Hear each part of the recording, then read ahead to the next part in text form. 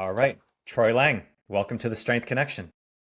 Thank you for having me, Michael. It's great to be here. Yeah, I appreciate you doing this. I've been really fascinated with the work that you're doing with culture. Biohacking and optimization. It's one of those things I'm fascinated with, not just from the practice, but also just talking about it because it's one of those things that it's a term we hear a lot in the health and fitness world, but like any term that gets popular, there's a lot of misconceptions and myths about that. So what you've done with culture and kind of bringing this into a community, I'm really excited to hear about your experience. So to kick this off, before you got into everything you're doing with culture now, what was your first draw into the world of health and fitness from a personal experience going into your professional experience?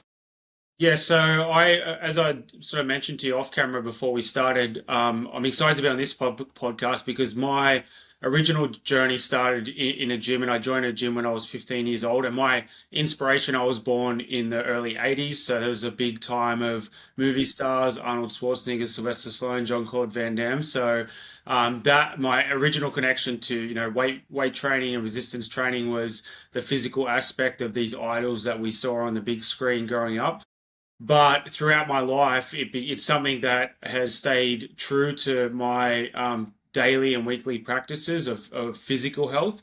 But throughout my life, it became clearly obvious that it was so much more than the physical, and it had so much more to do with my mental health. Because I have been through challenges in my earlier life with substance abuse, drugs, and alcohol. But one thing I always had a deep connection to was physical movement. And for me, like, I will be clear and say that I owe my life and existence and my current life and future to the aspect of physical movement.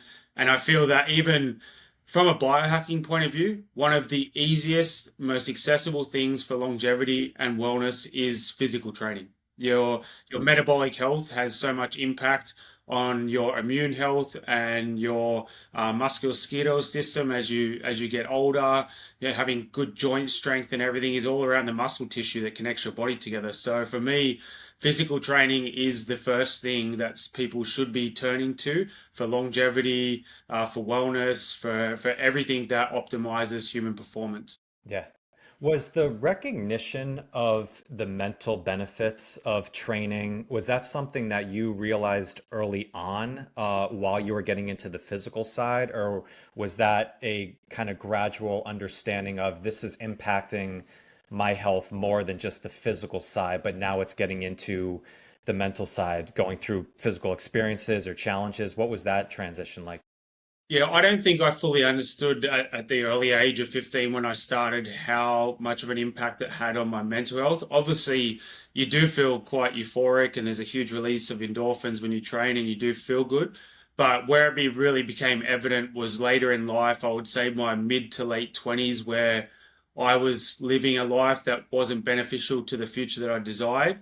And throughout that period, through stages of challenges with mental health issues, depression, anxiety, and certain things that were a part of my lifestyle choices at the time, when I would go to the gym and have that physical outlet of weight training or resistance training, it became very clear through those stages of my life how powerful the act of physical movement and weight training had on my mental health, because it was the one place that I felt comfortable in, and it was the one place that actually gave me something back in return for the effort that I put in, that made me feel so much better in my mind, let alone my body.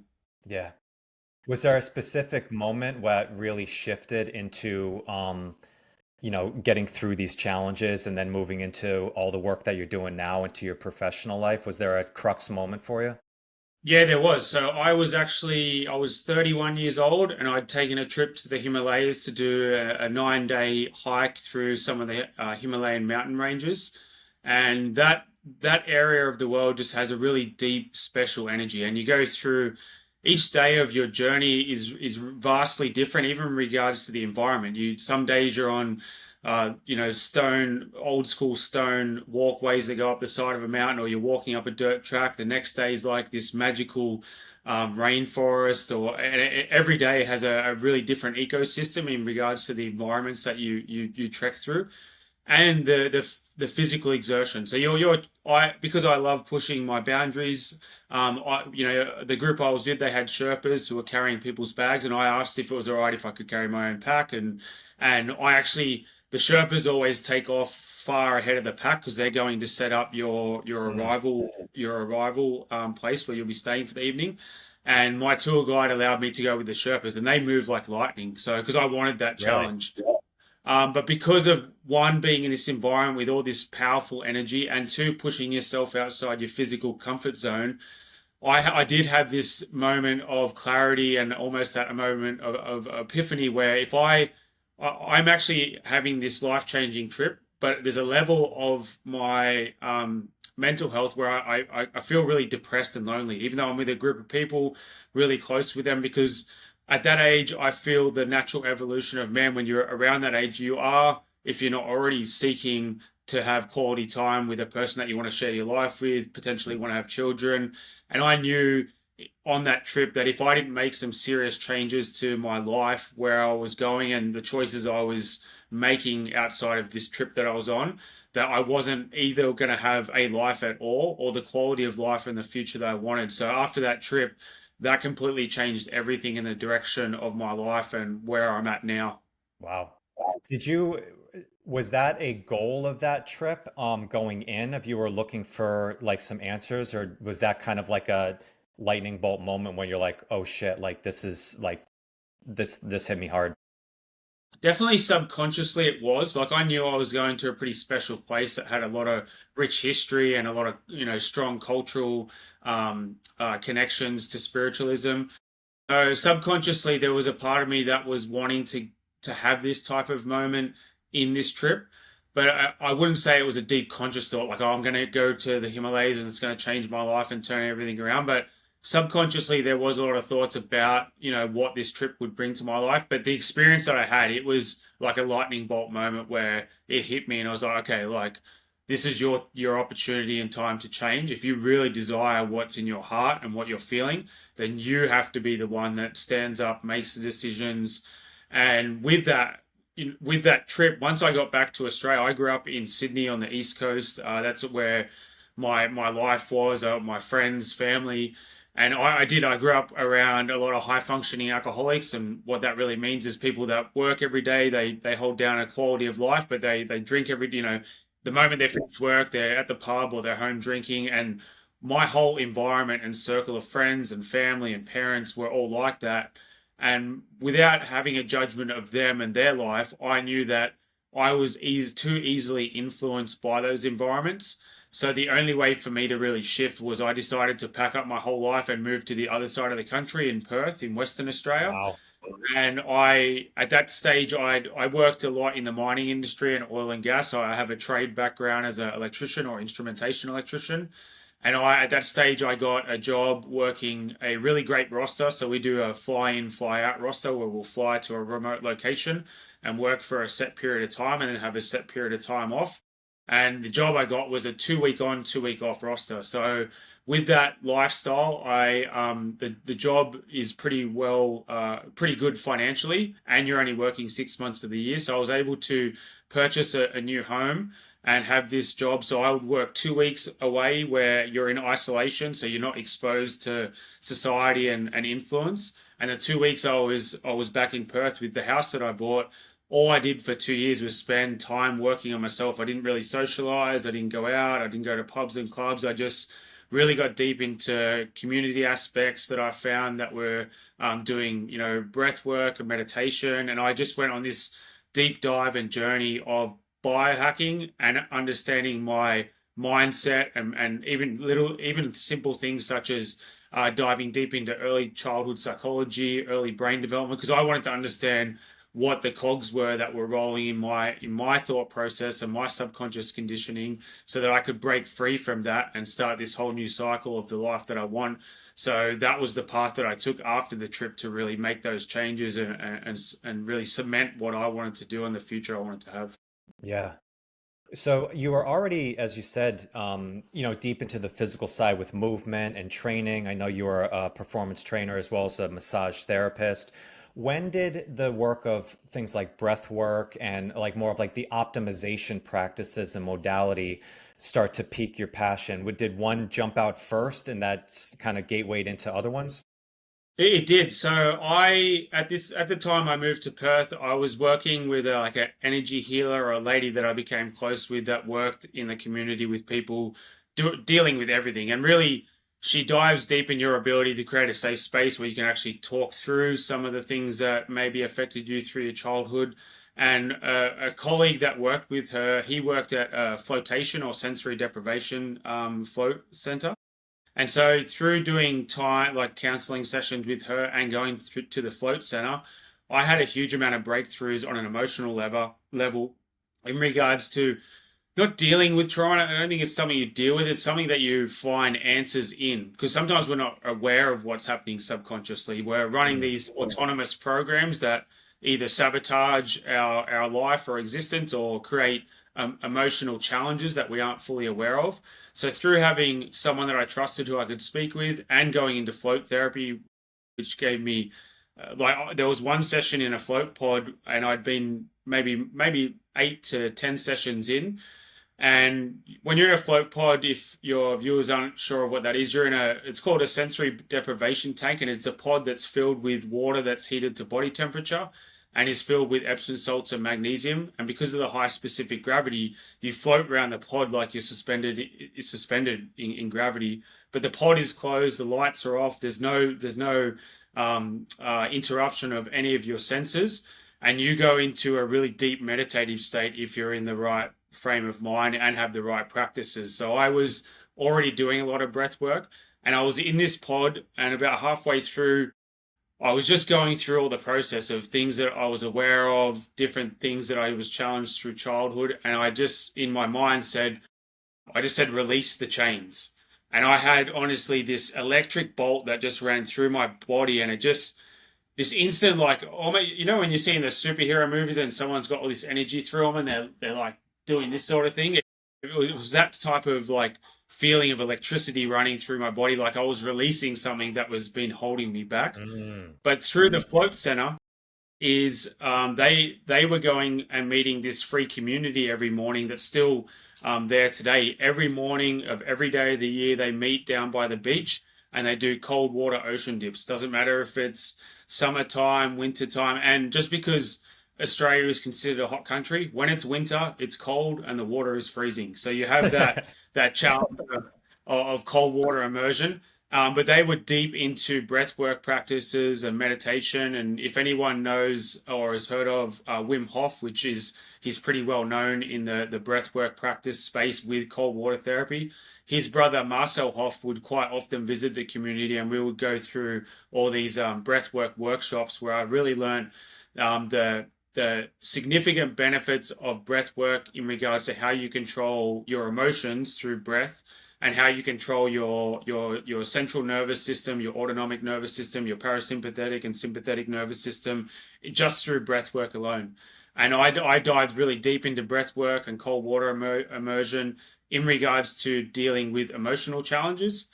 The physical benefits you get are great. You have a reduction in inflammation. You have, the release of cold shock proteins, which is helping boost your immune system, muscle and tissue repair. But for me, the psychological benefits, like the gym, far outweigh the physical benefits that you got from it. And the reason being is that when you're inherently doing something that you don't want to do, such as getting in extremely cold water, when you push yourself outside your comfort zone, you start to rewire your brain in regards to how it manages stress and challenges and discomfort. But how you control that environment is through controlling your breath, which then lowers your heart rate and then controls the fight or flight response to the environment that you're in. So like everything has a sequence. When you're opening your heart and connecting your heart and your mind, as they refer to mind-heart coherence, things start to happen and change in your life where people are brought into your life that are going to lead you in the direction that you want to go. But you have to really be open to receiving that for those opportunities to come up. Yeah. I think it's that power of intention is what I think you're speaking about a lot of. and that allows you the opportunity to just surrender to find those answers. It's funny, I had a similar experience in the float tank a couple different times before. That was my kind of introduction to the world of optimization and biohacking, was a recommendation from a friend, and I had some similar experiences of some answers there. But what you Yeah. talked about with with the cold immersion, my friend Tyler Wall always, he had this thing about jumping into cold water in the morning, and he's like, yeah, you can go through all the physical benefits of it, but for me, it's doing something I really don't want to do first thing in the morning, and that just starts the clock of knowing that I'm capable of doing tough things for the day. So the psychological benefits, which I think can sometimes be more subjective to people, where the physical benefits are easier to analyze on an objective basis. So people go in, however you jump into there, like, just do it. But no, that's a really interesting introduction that you had. So how did this then turn from a passion, something you were really doing and seeing answers for yourself, into now creating the business that you have, which is not just one modality of, cold immersion or breath, but you have many different modalities that you brought together under one roof? Yeah, so I became really fascinated because my original journey really started with understanding the mind and the brain and its development and the psychology around subconscious conditioning and your ability to consciously change programs within your subconscious mindset. But because this led into aspects of the physical operation of the brain with changing it through external influence, I continued to become really fascinated with biology and how our body operates, what sort of different inputs it needs, whether it's from nutrition or supplements or physical movement. And I just became extremely fascinated with the world of biohacking because for anyone not really understanding that term, that is where you're basically like a computer hacker hacking into a computer. You're hacking into your biology and you're using external inputs to change the way your body biologically responds to its environment. And through that, I started to dive deep into other different forms of technology and innovation, such as LED light therapy, or most people would understand it as red light therapy, even though red light is only a small portion of different wavelengths that really make a shift in the body. That sent me down a path understanding hyperbaric oxygen medicine and studying under some doctors who are renowned for their breakthroughs with using hyperbaric oxygen to treat different chronic health issues. And because of this space where biohacking has such a huge array of different things and modalities that you can look into, because I was 31 when I decided to make this change, and I'm 42 now. So over the last 10 to 11 years, that's all I've done. I've just immersed myself in this environment and really become really well educated, not just individual modalities and treatments, but how they synergistically boost the effects of each other when you start combining them in combined protocols, which is what I do at Culture, where we do combined protocols and we're adding in and helping boost the effects of those modalities through other things such as peptides. We do use a lot of methylene blue in conjunction with our different protocols. Um, Also starting at the grassroots of looking at people's lifestyle in regards to nutrition, their blood work and micronutrient and hormone levels, so that we want to look at the body as it's one operating machine made up of trillions of cells. It's not individual parts, and I find that uh, unfortunately, with some of the medical system and not all, there is a level of treating symptoms and looking at an individual aspect of the body as the problem. But that generally isn't the case because those problems can stem from not looking at the body as a whole. And that's what we start to do at Culture, is really look at the body as a full operating machine, that those cells are communicating together.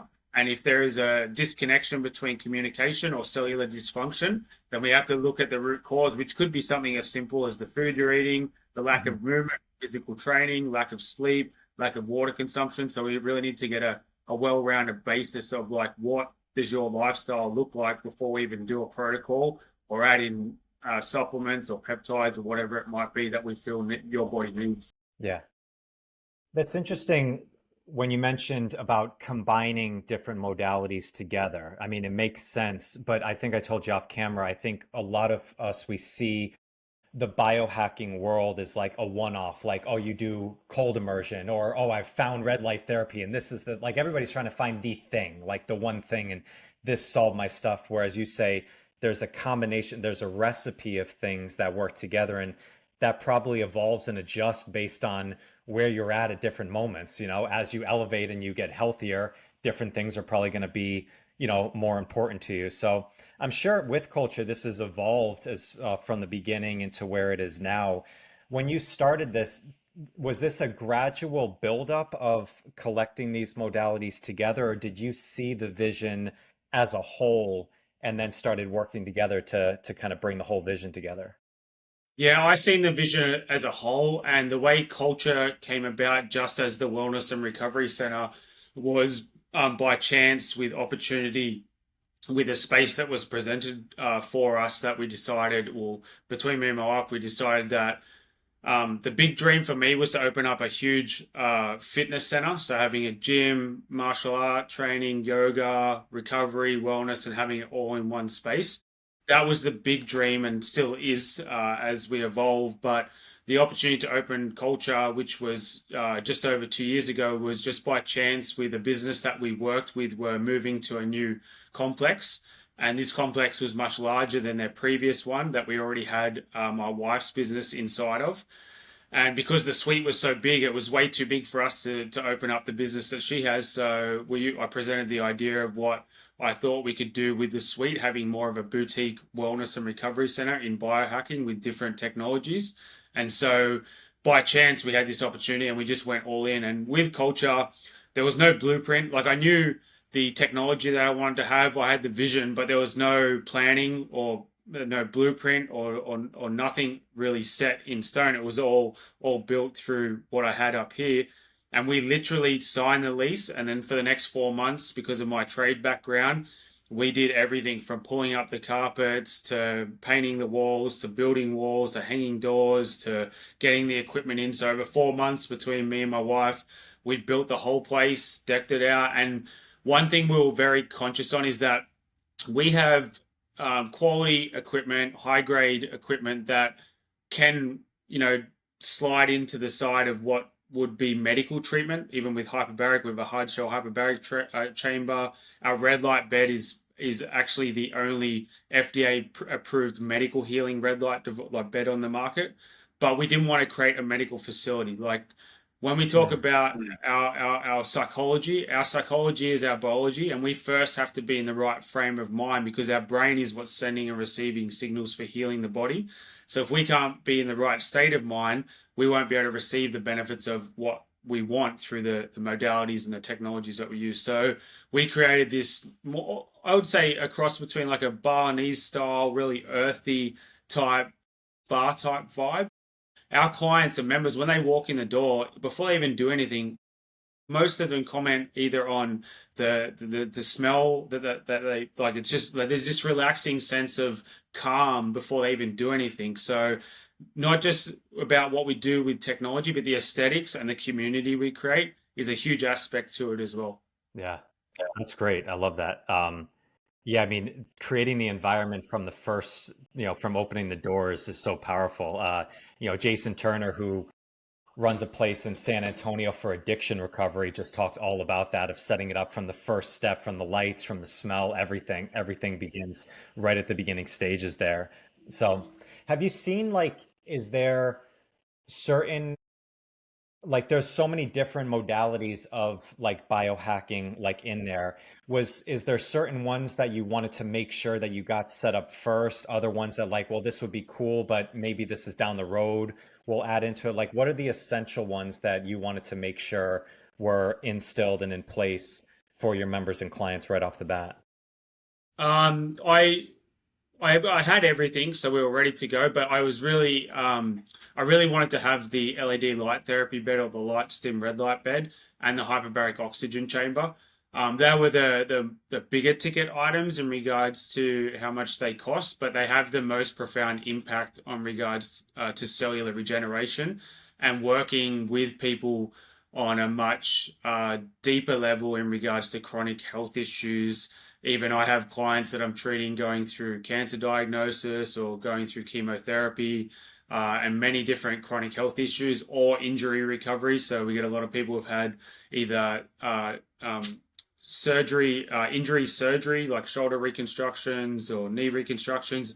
And because of the environment, I mean, we get a lot of cosmetic surgery recovery because, Newport is the land of plastic surgeons. So everyone's trying to look younger, whether they're doing that the way of technology like red light or they're just going under the knife. There's plenty of that demographic. But with what we do, we are able to speed up the healing process, not just the time of healing, but also the way the skin heals, because what we need on a cellular level, we need more oxygen to the tissue. And a hyperbaric oxygen chamber is allowing this environment under pressure to get more oxygen-rich blood plasma to the tissue. So this has anti-aging benefits for you if you're just a longevity wellness warrior and you are wanting to slow the aging process down and have a better optimal operating cellular system.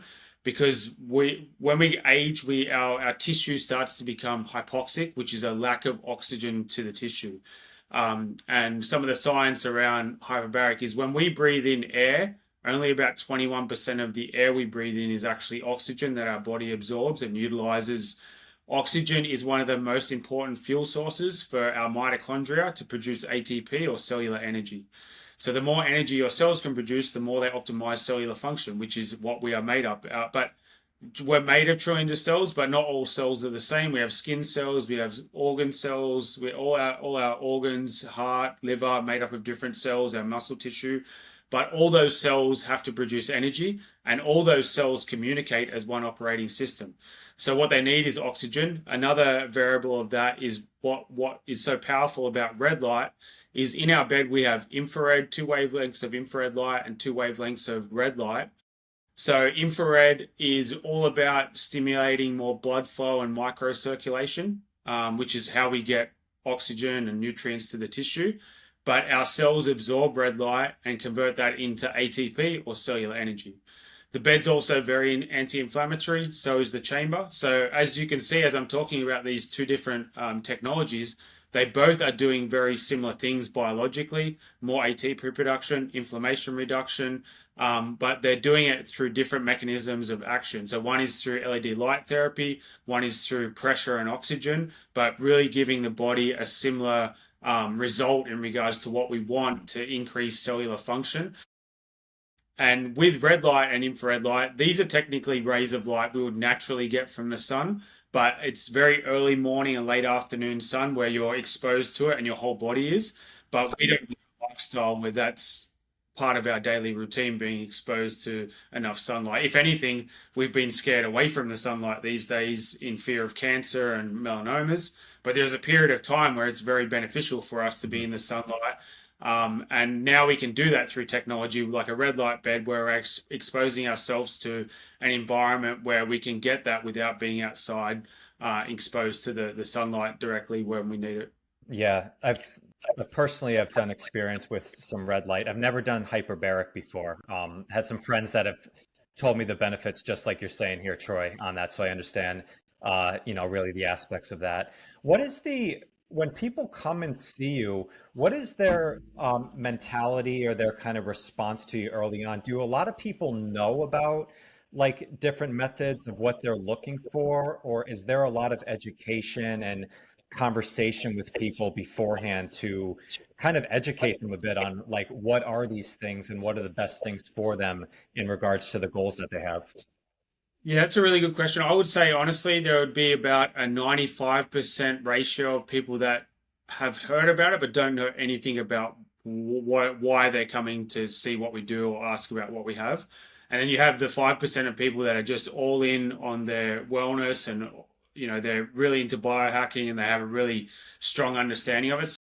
95% of our clients is all about educating them and giving them all the tools and education they need to understand each thing individually. And I think that's what has really set us apart from some other centers and places that I know clients have been to and then come to us, because for me, I'm not a salesman. I'm all about wanting to help people. You have to have some level of sales being a business owner, otherwise you don't stay in business. But I'm not a salesman. But what I found is I don't need to be because of my education and my ability to teach people and have them understand the benefits of the therapies we do.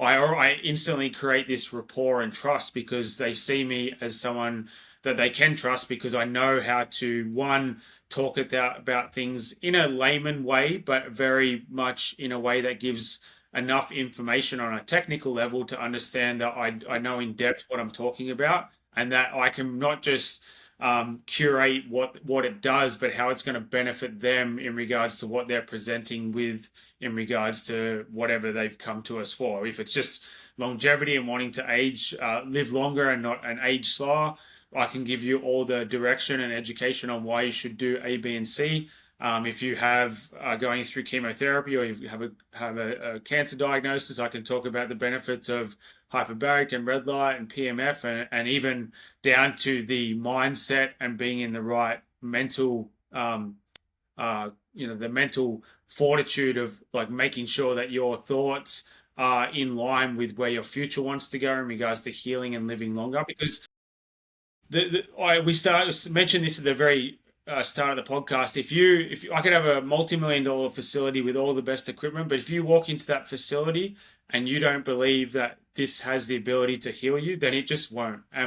There's why we wanted to create more of a spa type, relaxing type environment. Because if you've ever heard of the white coat syndrome, where someone has gone to a doctor, they've been diagnosed with a really chronic disease or potentially cancer, and within a few days to a week, they're past. And it's because when you go into that psychological state of I don't have a future, I've been given a Mhm. death sentence, you are signing yourself up for a death sentence. And I don't say this lightly, it's a very heavy thing to be diagnosed with, but I do have multiple different people going through cancer who have the opposite mindset where they know that this isn't their time. And one of our culture community. She's become part of our family. She's been with us a year now, and when she met us, she was given maybe a week or a month to live because she had already been through multiple stages of chemotherapy, and her body was not responding to it, and she was actually getting so sick that they couldn't continue because they were killing her basically with the chemo medicine. Mm. Not intentionally, obviously, they're trying to attack the cancer, but her body just wasn't responding. So she took 3 months off chemotherapy and went through my super healing protocol over a certain period of days a week over 3 months. And then she got transferred to the doctors at UCLA up here in LA because they took the case on because it's a rare form of lymphoma bone cancer. So there's only like 300 people that have it. So she got sent to the top doctors at UCLA. Then when they ran all her scans, her physical scans and blood work, all her blood work came back optimal. The fracture in her hip had actually healed up. The cancer had slowed or basically stopped growing, and all the nodules on her lungs had completely disappeared, and her lungs were back to 100%. But they did not know what she was doing, and they were perplexed at because they're treating someone with a rare form of cancer that they don't know how to treat, and now she's presenting with like less symptoms and hasn't been doing chemo for like 3 months. So they were all perplexed. But then she told them what she would be doing, and it sounds like for her sake, they're quite progressive in regards to being on board with having these as treatments. But what we did was rehabilitated her body to be healthy enough to go through chemo again to try and attack and target the cancer. Unfortunately, when she went through the next few rounds, once again, it didn't really work for her. She became very sick, and now she's just staying with us and doing our protocols whilst looking for some alternative treatments, such as with doctors who specialize in alternative treatments such as ivermectin and fenbendazole, and trying to go down a different path because unfortunately the chemo medicine just isn't working for her. But we have a baseline over 3 months showing and for her to know that we have something that's stopping the growth of it, slowing it, and potentially reversing the effects of the cancer that she has. Yeah, that's so powerful. There's a point in this I want to really hit home with this message of, the power of being in the right mindset, because we always look for these magic bullets that are just going to solve everything, but you need to have that intentionality and that optimism from there. Pessimism is a really powerful weight that can hold on your shoulders. And there's a lot of studies out there of, the percentages of people who beat, very tough diagnoses of cancer. One of the main reasons is faith.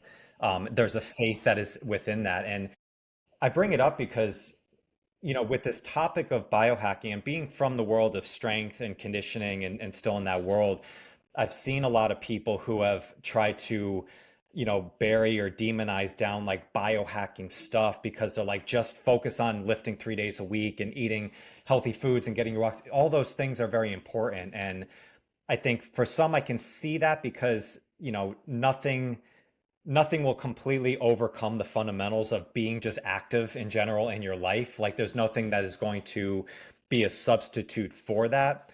But I've also seen that some people who have got into things like red light or like especially cold immersion or breath work, and they felt better. They felt like a boost of that. It allowed them to have a buy-in of like, oh, what else can I do to improve my health? Maybe that's actually a gateway for them to do the things like getting to their training sessions and working out. So it's like whatever you can leverage to get in an optimistic zone and feel better, that's a net positive for anybody. So there's not one way to approach this. It's like if you find the right thing that gets you feeling like, oh, maybe I do have control of my psyche and feeling better and I feel more energized from this, that's only going to be a possible gateway to do other good things down the road. Yeah, definitely. And I have a good buddy who I train jiu-jitsu with, and he's like we're in our 40s, and you just no matter how healthy you are, as you age, you just don't recover as fast as what you did when you were younger. That's just biology. That's how your body works. And he comes to my facility 3 times a week and does his protocol is he does a breath work cold plunge and then does a 40-minute red light bed treatment. And he was rolling jiu-jitsu for 3 4 years prior to doing coming into my recovery center, and he would struggle. He would train 2 3 times a week because he's a dad as well, and balancing life. And every session he would struggle to go in. His body was just banged up. Now, like he can't.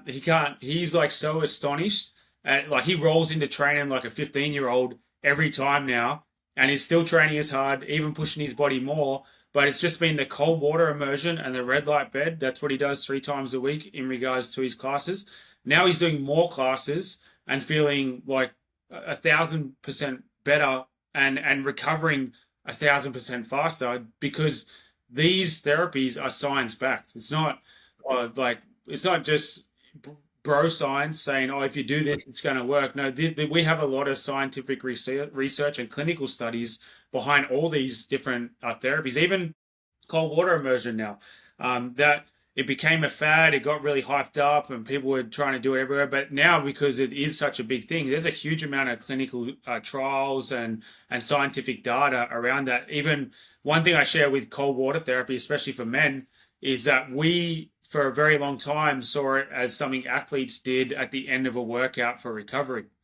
Now, if you're combining cold water therapy with specifically weight training or resistance training, it's actually counterintuitive to do it post workout because it actually slows the repair and muscle growth of muscle tissue. What we're actually seeing is that before training, weight training, resistance training, cold plunging increases stamina, increases performance, and also increases natural testosterone production in men by up to 50%. And it's actually because you get more hormone or testosterone release and production, and you're able to train harder, you have more stamina and performance, your gains afterwards are much more significant rather than if you're, it's different if you were doing, say, an ultra marathon or a marathon or something that's more aerobic, it caused the body to be extremely inflamed. Afterwards, yes, hit a cold plunge. You want to reduce that inflammation. But Yeah, when we're I was specifically gonna say, talking about yeah, I know for hypertrophy, type work, it can have some negative benefits of doing it afterwards. But I've heard for just natural strength, though, it's still okay on the cold side. So I know that research is a little bit back and forth, it seems. yeah, and that's a bit of the world we live in where there's different clinical studies, and the thing is too, like I've had a case study with a guy going through fertility checks to have a child, and he came in and did that protocol 5 days a week, doing cold plunge and resistance training. After 3 months of doing that, went to his doctor, and his doctor almost fell off his seat because his testosterone levels were through the roof, and that's all he was doing. Cold plunging before weight training, and that boosted his natural testosterone level. But one thing, I'm not a doctor and I live in the world of biohacking, and we are all biologically different and we all have a different biological response to our environment. So clinical studies and trials is a good baseline to get information to see what works best for you. And that's why, like, I give variables of things that I've studied and I know and that I feel work for me too, because I practice what I preach. But it's not to say that this is the be all and end all for everyone, because not every diet works for everyone. Not every training program works for everyone. Not everyone likes to lift every heavy. Some people like to lift light and do more reps, and it works better for them. So that's the world we live in as a biohacker. We're here to give information and give our the benefits that we've sort of studied and helped us individually. And for me, because I work with a lot of people, I get to share the benefits of the people that have come to my facility, and I have these case studies where it's worked for them. But it's not going to work for everyone. That's just a biologically part of like how our body responds to our environments. Yeah. Have you seen, I mean, you've had culture for 2 years. You've been, working on this, personally for a long time before that. Have you seen the conversation around biohacking and optimization change more? Like, is it still like fringe in many ways, or have you seen it become more mainstream, in regards to kind of like the people that you've connected with? I would say I've seen it become more mainstream, and I think one of the most influential things in regards to that was actually when after the pandemic, where throughout that process, a lot of people came to the conclusion and awareness that if you were a healthy individual, you were less likely to be affected by Yeah. illness, basically. Yes. And I think that sparked a huge change in individual health and wellness. And just by that in itself, people well social media has had a big impact on biohacking, like the Andrew Hubermans, the Dave Aspreys, their ability to have a huge outreach and start to talk about things, how light therapy works, or hyperbaric oxygen has actually become had a huge amount of interest in the last 2 years. So we get a lot of people knowing about it and looking for it and wanting to hear more about it and understand the benefits of it, not just for healing from injury or recovery, but also the longevity benefits as well. So I feel like the biohacking space in general has had that shift and change because more people are wanting to have ownership of their own health and wellness rather than putting it in the hands of someone externally, like a doctor or a physician. And I tell people too, like, biohacking isn't about being self-doctoring. You don't want to jump on Grok or AI or Google and diagnose yourself, but I think it's very beneficial that you have some level of understanding and education of your own health and wellness, because when you go to a doctor, you want to be able to ask intelligent questions. And by having some basic understanding of what you know about yourself or what you've researched, it gives you a baseline of asking the right questions to understand if you're getting the right answers. Because we do live in a country where we have really great functional medicine doctors, and then on the other side, we just have big pharma reps dressed in doctors' clothing. You know what I mean? And what I mean by that is like there's a lot of doctors that are really quick to just prescribe pills based on you saying you've got A, B, and C, rather than a great doctor going, okay, let's look at your lifestyle. Are you training? What's your diet like? Okay, let's do some blood tests, see if we can get some markers, biomarkers, and see where you're at. And I think having a basic understanding and education of your own health and wellness gives you the ability to ask the right questions, so that you know that you have a really good doctor in front of you who's wanting to look at the root cause and where things might be starting from, rather than looking at the symptoms and trying to treat the symptoms. Yeah.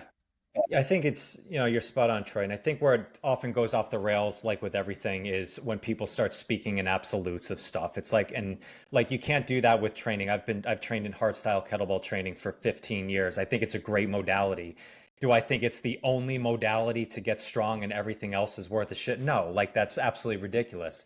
But some Yeah. people sell it on that, on both sides of it, from the medicinal side in that world, from the biohacking side. And that's when, like, the debates and the everybody gets hot under the collar of, like, if you're not doing this, then you're killing yourself on this. It's like everybody kind of knows that that's not true.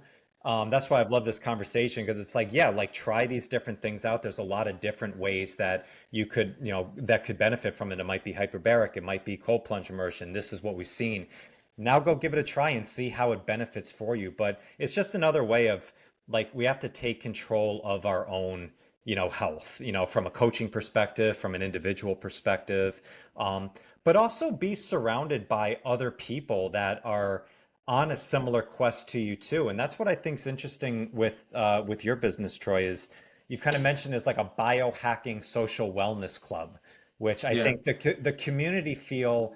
I see that from like from a gym. There's like yoga studios, like there's a camaraderie there. But you've built some of that as well within like the wellness space and the biohacking space. How has community been a pillar for you in building this business, and how does that kind of look in real time on the day by day for you? Yeah, that's had a huge impact having it structured like that because even doing events where we bring different members who don't see each other because they come at different times of the day. My evolution in regards to my own health and mental health was being in environments where people were sharing their own stories of success or challenges, because then you get a huge accumulation of different experiences and different information. Because whilst people do respect me and look up to me in a way that, like, I have a pretty deep understanding of a lot of the things I talk about. I don't stand there and say, like, my way is the only way, I know everything, because that would be stupid, and I don't. But people come in and they're going through this journey of trying different things, and even outside of culture, and by community coming together and these people getting to connect and share stories, you start to see these synergistic connections where people meet each other for a certain reason. Like, oh, I had Lyme's disease and I did this, and this really worked for me. So community, I think, is the most important aspect, especially for a brick and mortar business, because doesn't matter how great the trainers are or the educators are. It's like, what do people really want to come back to? They want to feel like they're a part of something Yeah. special. They want to feel like they're more than just a number, or just a person paying a membership. They want to feel like they're a part of a community. And that comes down to the simple tribal aspect of that's who we are as human beings. We are meant to have that connection of community and tribal connection. I would assume you have heard of, or maybe seen the documentary on blue zones, where there's certain areas of the Mhm. world where people happily and healthily live into their centurion years. But one of the main aspects that all of them shared in common was community. One was like nutrition and movement, which they all had different movement styles and different nutrition based on the area. But the third most significant one was community. They all had strong communities. And what we noticed, and not to bring up the pandemic, but what we noticed is like a big hike in mental health issues because people were isolated. Yeah. And it's really unhealthy it's really unhealthy for us just not to have community connection, to hug people, to laugh, to have that energetic interaction. And whilst it's really challenging for us to do a podcast in person because we're on the other side of the country, and we can do it via Zoom, so we have technology. There's nothing that really beats by being in person with someone, because you have that energetic transfer of that connection, that your body's picking up on their body language and movements, and that's the human experience which people really desire when you're talking about a brick and mortar business that brings people together to share their stories, to have that connection, and to really solidify that they're part of something special more than themselves. Yeah. I love that. I love that you put that as a part of the pillar of this, because nowadays too, everybody is looking for finding more tribes and finding communities. But from your experience of growing up in Australia and, here in the States, often that's like, well, you go to a bar or you go to a restaurant. Like, you need to indulge yourself with something outside, where people now they're going to things like run clubs and yoga clubs. They're trying to find something more healthy to find that tribe together. So to have something like, like biohacking, and go do, instead of like your cold immersion is an isolated thing that you're doing, you can go to this space and talk to somebody about how long have you been doing it? Oh, like, I mean, that's the essence of it. And building those relationships is such a powerful part of, not just the health, but maintaining that optimism during that time too. Sometimes you lean on the other people that are in the same boat. I had that with my old studio, that we had in kettlebells, like seeing people like high-fiving who like just met and stuff. Like, what beats that? It's the best. Yeah, and it's like, I'll be operating and working in the studio, getting different people in, and you'll have a client waiting for a therapy or something, and one come out, and next thing you come out and you're trying to like not rudely but usher them in, like because you're on a deadline, and they're having this like deep, meaningful conversation. You kind of got to let it flow because you don't want to interrupt that connection, and it's so special to have an environment where people get to have that genuine connection and that bonding experience because when you're talking about health and wellness and longevity, it's something significant that has a powerful and profound effect on what could change that person's day, their week, or the rest of their life, essentially, depending on what connection and story they're sharing between each other. Because it only takes one little moment in time to change the direction and aspect of where your life could go, and it sometimes that's a chance meeting of meeting just one person. No doubt. Yeah. Troy Lang, ladies and gentlemen. Troy, I really appreciate you, man. This has been great. I really learned a lot from you, and I really like the work that you're doing out there on the West Coast. Hopefully, you franchise this and you bring this all about the country and the world. So there's more of these out there for it. But I really appreciate the work that you're doing. Thank you, brother. Well, I really appreciate you having me on. People like yourself who are able to connect with people and have them share different aspects of healing and movement and life stories. For me, you guys are the real heroes because you're bringing more exposure to community and you're bringing more education to the world. So, whilst I really am grateful and appreciative that you had me on, I'm also very appreciative of what you're doing in the community. That has a huge impact on being able to reach people and shift and change their lives, even if it's just one little bit of information. So thank you for having me on. I really appreciate you having this time and having me on. No doubt. Appreciate it, brother. If people want to check you out, if they're in the area, they want to know more about, culture, what's the best place that they can go and see everything? Yeah, so cultureoc.com is our website, has all the info on there, and has all our social media handles as well. Culture OC, you'll find us if just typing in that on YouTube, Instagram, where we do a lot of educational stuff, and I appear on a lot of it, so you'll see my face. So just yeah, Culture OC. You type that in, you'll find it, and if they are in the area, mention the podcast, we'll give them like a 20% discount on any protocols or anything they want to come in and try while they're here too. Beautiful. Awesome. Listeners in that area, go check that out. Take advantage for it. I will catch you guys on the next one. Peace. Thanks, Mark.